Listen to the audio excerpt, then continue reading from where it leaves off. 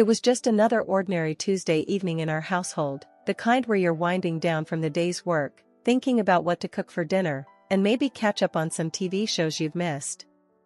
Mike, my husband of 20 years, was lounging on the sofa, flicking through channels, while I was in the kitchen pondering whether spaghetti or chicken salad would be the lesser of two evils for our waistlines. I was thinking about what our 19-year-old son Alex eats in college. That's when the phone rang, cutting through the mundane silence of our home. Mike glanced at the caller ID and sighed. "It's my folks." There was a hint of reluctance in his voice that didn't go unnoticed. "Go on, pick it up." "It's been ages since we last heard from them," I called out from the kitchen, trying to sound more enthusiastic than I felt. Mike's parents, Linda and George, weren't exactly the easiest people to get along with. Their rare calls usually meant they wanted something. Mike pressed the speaker button, and we both braced ourselves. "Hey, Mom, Dad, what's up?" The voice that came through was Linda's, choked with tears. "Oh, Mike, it's all gone. Everything's gone." George's gruffer, more panicked tone interjected. "The company, son. It tanked. We've lost the house, the cars, everything." I stopped what I was doing, the gravity of their situation sinking in. Mike and I exchanged worried glances. Despite our strained relationship, hearing them so vulnerable struck a chord. "So, what's the plan now? Where are you guys staying?" Mike asked, his voice tight with concern. "That's just it, son. We have nowhere to go. We were hoping, maybe, we could come stay with you and Karine for a while." Linda's voice was hopeful, yet hesitant. Mike ran a hand through his hair, a clear sign he was stressed. "Well, you know the house is actually Karine's, left to her by her grandma. I gotta talk to her about it." I knew what was coming next.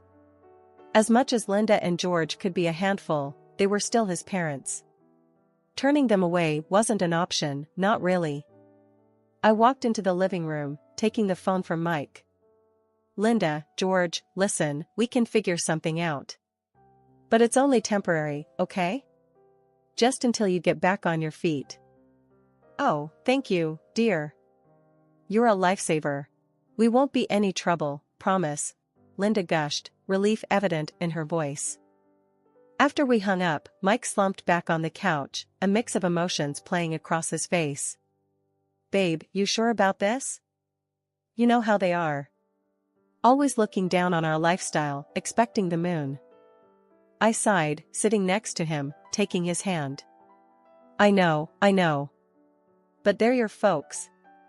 What else can we do? We'll set some ground rules. Make it clear it's just for a few months."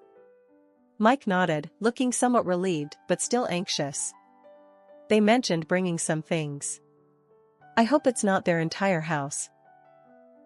The morning Linda and George were due to arrive felt like the calm before the storm.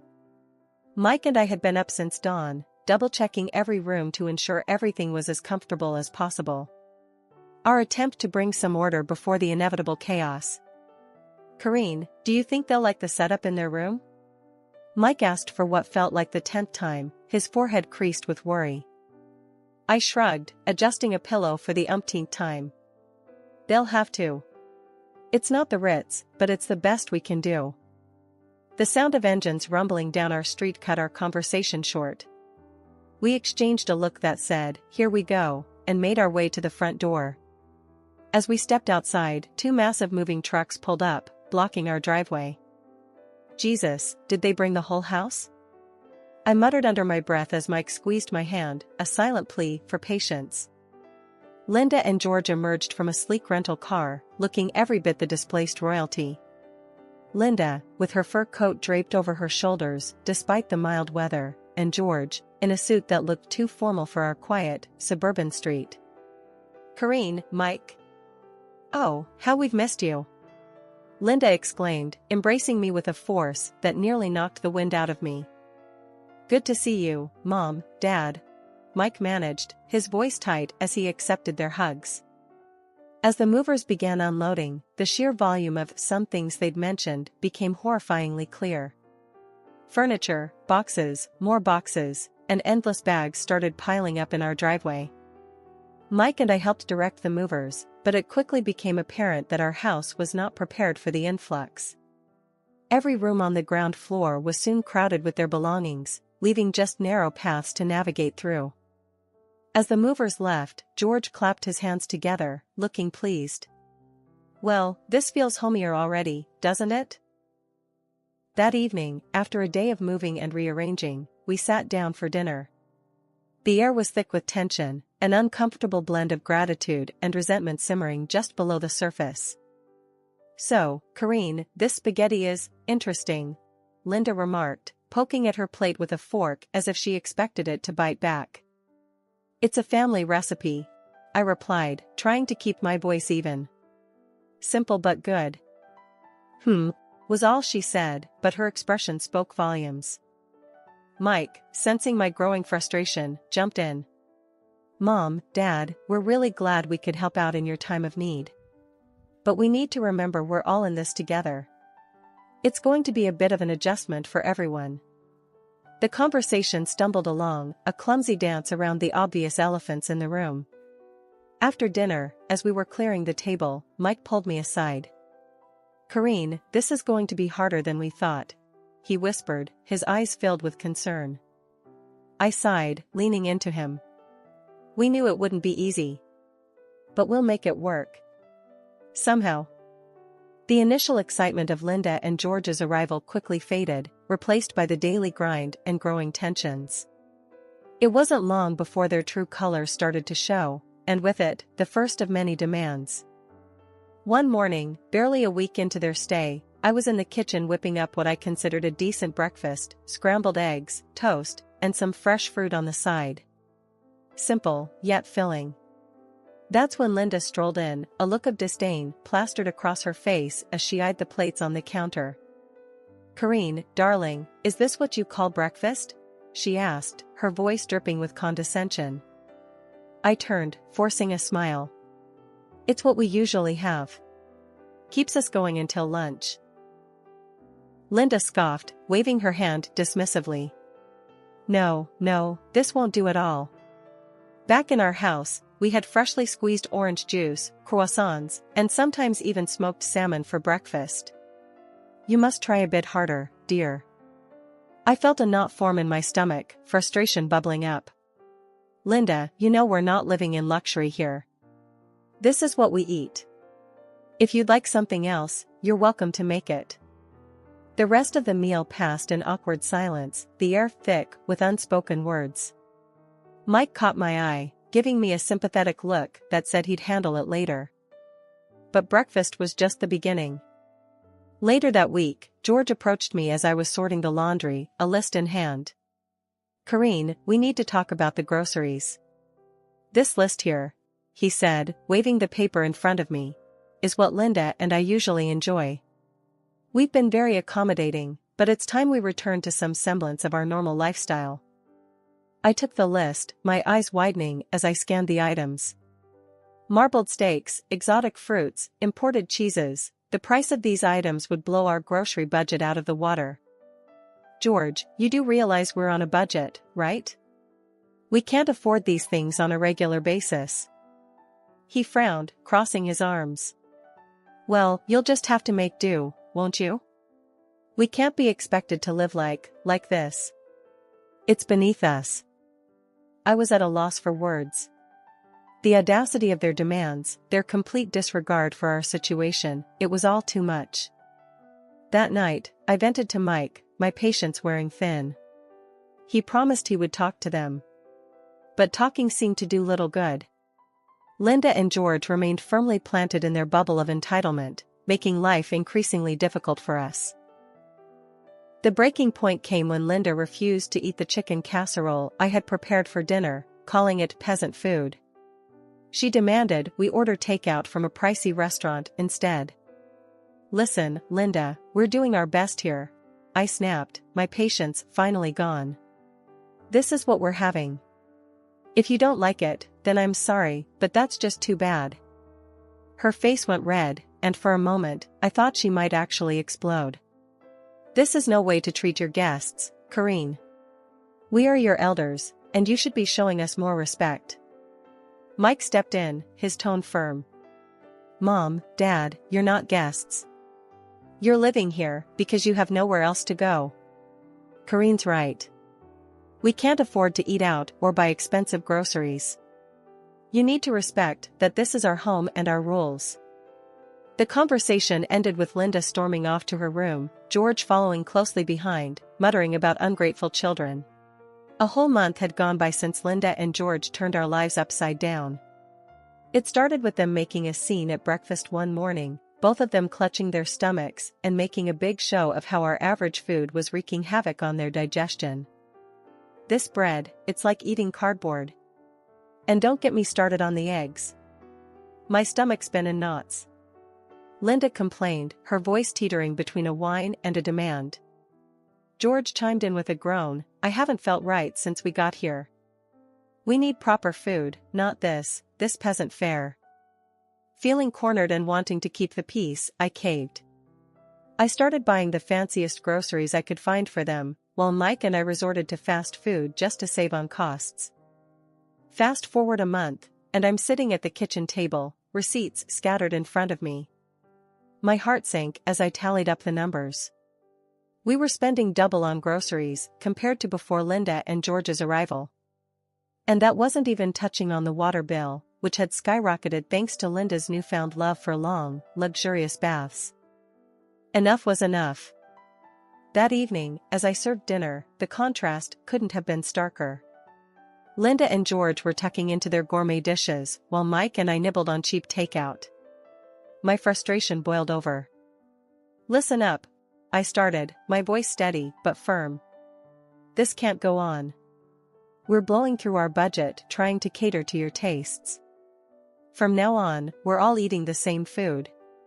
No more special treatment. Linda looked up, her fork paused midair. You can't be serious. This food is the only thing keeping our health from plummeting in this hovel. George nodded in agreement.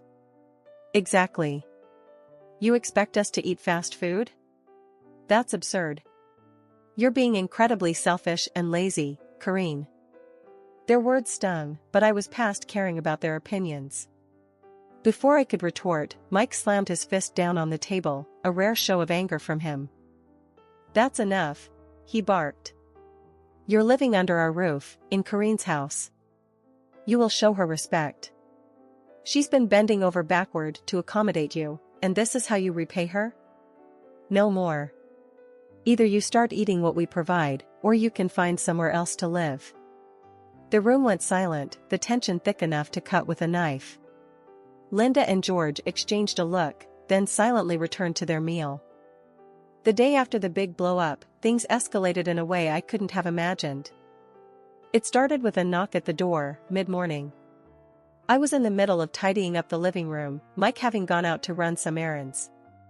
The delivery guy, a young lad probably in his early 20s, stood there with a smirk, holding a stack of fancy-looking food boxes. Delivery for Karine, he announced, thrusting the boxes into my arms before I could even open my mouth. Confused, I stared down at the assortment of gourmet meals, the kind that cost an arm and a leg from the high-end place downtown. There's been some mistake. I didn't order this. Just then, Linda breezed in, a smug smile on her face. Oh, those are for us.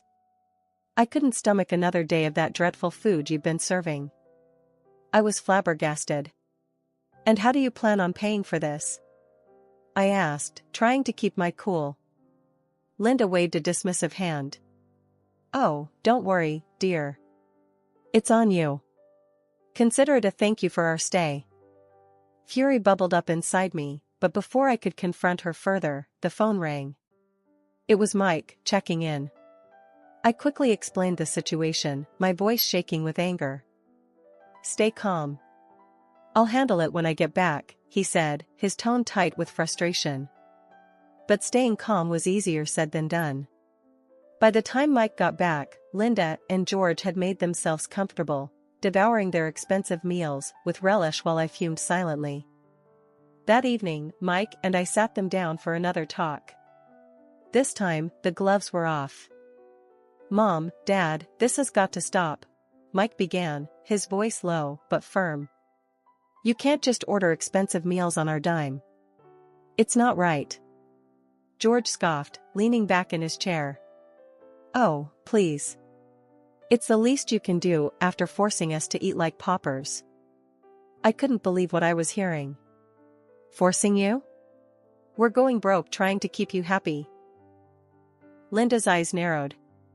"Well, maybe if you managed your money better, you wouldn't be in this situation." That did it. I lost my cool. Managed our money better? We were fine before you showed up, turning our lives upside down. Mike stood up, his chair scraping against the floor. "That's it. We've been more than accommodating, but it's clear you have no respect for us or our home. You need to leave." Their reaction was immediate and explosive.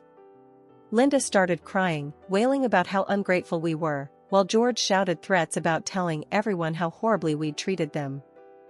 The argument raged on, voices raised, accusations flying. It was a mess. In the end, Linda and George stormed off to their room, slamming the door behind them. After the debacle with the gourmet food delivery, things went from bad to unbearable. Linda and George's entitlement had reached new heights, and Mike and I were at our wits' end. The final straw came on a chilly Thursday evening. I was in the kitchen, trying to make do with what was left in the pantry for dinner, when Linda sauntered in, her nose wrinkled in disgust at the aroma of the stew I was cooking. "That smells, what is that?"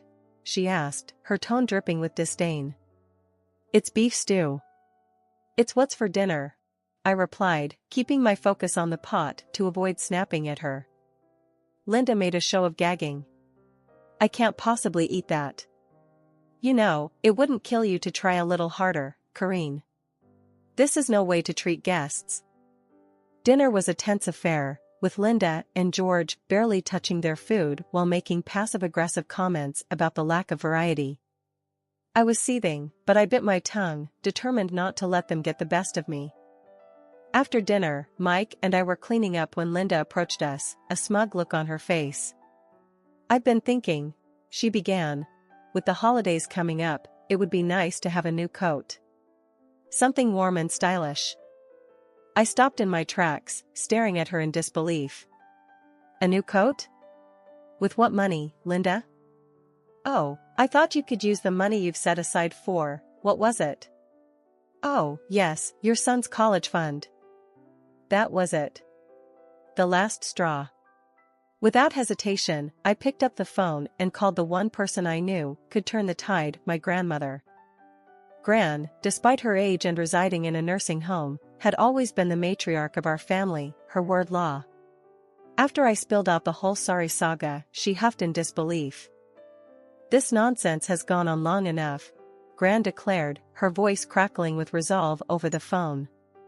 "I'm coming to stay for a bit. We'll sort this mess out together." True to her word, a couple of days later, Gran arrived, wheelchair and all, ready to reclaim her territory. As she rolled into the living room, commandeering the space with her presence, Linda and George looked on in shock. "I'll be staying on the ground floor," Gran announced, scanning the room filled with Linda and George's belongings. "So, all this," she waved a dismissive hand around, "needs to go upstairs." Linda's face turned a shade of red I didn't know was possible. "You can't just come in and demand." Gran cut her off with a look that could freeze lava. "This house? It's still mine. Corinne and Mike are here because I allow it. And that means I can kick you out whenever I please." The threat hung in the air, heavy and undeniable. Within hours, Linda and George were scrambling to call movers, their complaints and protests drowned out by Gran's unwavering stance. As their furniture and countless boxes were hauled up the stairs, Gran turned to me, a twinkle in her eye. "Now, let's see if they still feel entitled to steak dinners and new coats." Gran's strategic maneuvering had just begun to unfold in our household. The air was charged with anticipation as we gathered in the living room, the scent of freshly brewed tea mingling with the tension. "Now," Gran began, her voice steady, we need to address the matter of rent." Linda scoffed, crossing her arms. "Rent? Why should we pay rent when Corinne and Mike don't?" Gran smiled, a glint in her eye. "Corinne and Mike live here under my grace. They contribute to the household in many ways. But you two," she paused, her gaze sharpening, "have been living off their generosity without giving much in return. I think a rent of $4,000 a month would be appropriate." George's face went ashen. $4,000? That's outrageous. We're retired, we don't have that kind of money. Gran leaned forward, her expression unyielding. "Considering the lavish meals and the luxurious lifestyle you seem accustomed to, I'd say you can afford it." Linda, her voice trembling with indignation, turned to me. "Corinne, surely you don't agree with this extortion?" Before I could reply, Gran interjected. "It's not extortion, Linda. It's about fairness. But I'm willing to negotiate." She paused, a sly smile playing on her lips. "If you're willing to help take care of me during your stay, push my wheelchair around, make breakfast, help with my bath, I might consider reducing the rent." The suggestion hung in the air, heavy and unappealing to Linda and George, who exchanged a look of utter disbelief. George, ever the pragmatist, asked, "And how much would this assistance reduce the rent?" Gran tapped her chin, pretending to ponder. "Let's say, down to $2,000, provided the help is substantial and consistent." Linda's mouth dropped open, but before she could protest, George cut in. "And if we refuse?" Gran's response was swift and final. "Then you're welcome to find somewhere else to live. This house," she gestured around, "will no longer be your refuge." The ultimatum was clear. Linda and George, faced with the prospect of actually working or paying a hefty rent, seemed to shrink in their seats. The following days were a flurry of hushed conversations and frantic phone calls as they scrambled to find an alternative. Eventually, they announced they had found a small apartment and would be moving out immediately. The process was swift, their belongings packed and removed with a speed that suggested eagerness to leave the situation behind. As their car disappeared down the driveway, Gran turned to Mike and me, her expression softening. "I know it was tough, but it was necessary. You two need your space, and they need to stand on their own." Mike wrapped an arm around Gran, gratitude in his eyes. "Gran, you've done more for us than we could ever repay." "Thank you." In the weeks that followed, Gran became more than just a guest, she was a guardian of our home's harmony, a role she played with a blend of sternness and love that only she could manage. In the calm that followed Linda and George moving out, our house felt like it was finally breathing again. Gran, Mike, and I gathered in the living room one night, the gentle hum of the evening wrapping around us, making the space feel sacred after the storm we'd weathered. Breaking the quiet, Gran's tone turned playful. "Well, as much as I've enjoyed the drama, I think it's time for me to head back. The nursing home misses its most troublesome resident."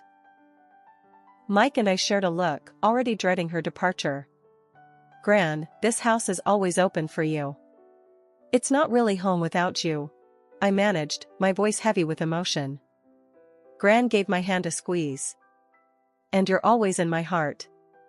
But don't worry, I'll be back to stir things up now and then." We laughed together, a sound that felt like healing. As we said our goodbyes to Gran the next day, watching her taxi disappear, Mike and I knew we were ready for whatever came next. Together.